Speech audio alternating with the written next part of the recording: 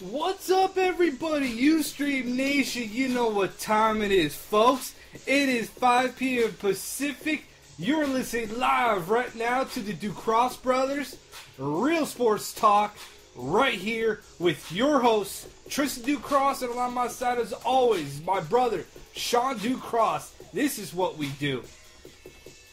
It's March 31st, and we got a coaching changing stripes, and we got a Tiger that set his sights on a goal. Sean, huge weekend in sports, period, all around. Seems to be pretty much the theme right now with changes, I guess. First, Calipari gets fired in Kentucky, and then next thing you know, you got John Calipari changing stripes, if you will, and now heading over to Kentucky for a monster contract of 8 years, $35 million. Yeah. Is it worth it?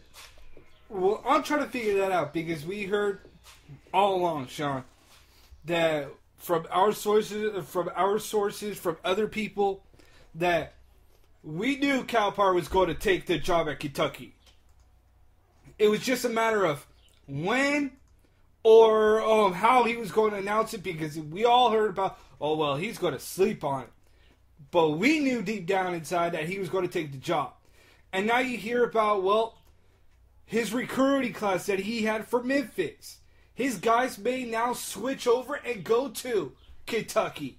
Or 3 guys that were on Memphis are going to transfer to Kentucky. Yeah, and Tristan, that was one of the biggest talks, is that there's talks, like you just said, 3 guys going from Memphis to Kentucky. Now, a lot of people are not going to be surprised by this if this happens. But when you look at John Calipari in terms of what he's done in his career as a coach, as a head coach for that matter, when he was at UMass, he won 164 games and only lost 71 games. Yes, sir. He was a great collegiate coach. Memphis, where he won 181 games, lost 63 games. He won 4 national titles, 3 NITs. This guy is a legend among the collegiate ranks in terms of what he's been able to accomplish. The only area he struggled in as a head coach was when he became the New Jersey Nets coach, where he only won 72 games at the NBA level. And he said, you know what? I'm done. I'm going to go back to the collegiate ranks. And then that's when he landed with Memphis. He created a powerhouse in Memphis. So to see him wanting to take another challenge, and I say that as a challenge to Kentucky because Kentucky has been trying to find its path for the last 2 years. Yeah. Or the last couple years. They went through Mark Calipari, and I forgot what the other guy they went through. But they've gone through some coaching changes here. They haven't landed on the right guy. But John Calipari is the right guy. Well, he's the right guy for the simple fact that he loves to get athletic group of guys. He loves energy. He loves to get the guys going out there. And that's one thing that Kentucky always tried to do. They're always trying to get this team to move at a quick pace. Yeah. Try to spread the floor. Try to open and create lanes. But they were never able to do that with the group of guys in the town around there.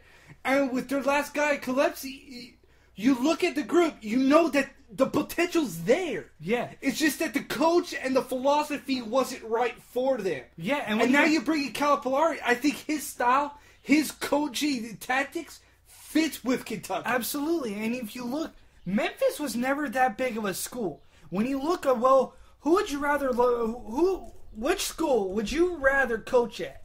Would you rather coach at Memphis or Kentucky? Which one's a powerhouse? Well, everybody's going to say Kentucky's the powerhouse.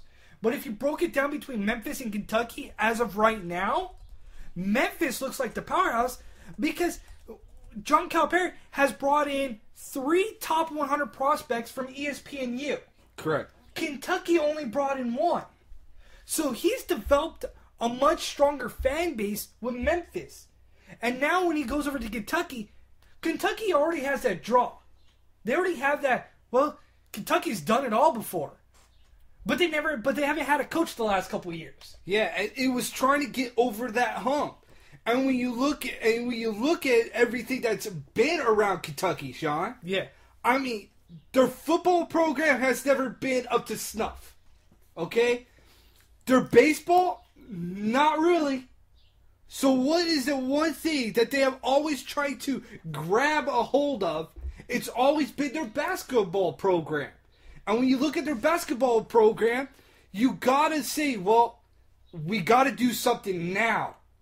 Because the longer they sit back, the longer they allow these kids to just grow up and continue to play basketball and just kind of weed itself right out the door, they're never going to win a championship. Yeah, they're never going to help these kids establish themselves to get to where a lot of these kids want to do is get to the NBA. Exactly. And whether John Calipari, his stats, his credentials show itself.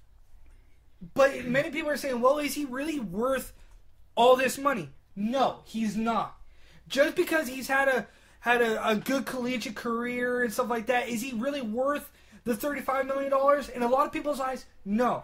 And that's because of the fact that he hasn't really done the status of what a Mike Krzyzewski has done. He hasn't done what a Tom Izzo has done or a Calhoun. But he's been solid enough. But unfortunately, none of those guys are out there right now for the taking for Kentucky.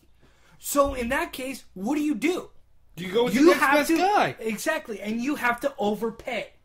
They overpaid because they needed to bring in a good guy, a solid guy, to rebuild the foundation, and that's what this guy's going to do. Yeah, you overpaid. But in the end, are you going to get results? Yes. Are you going to win championships? Yes. Are you going to become a winning school again? Absolutely.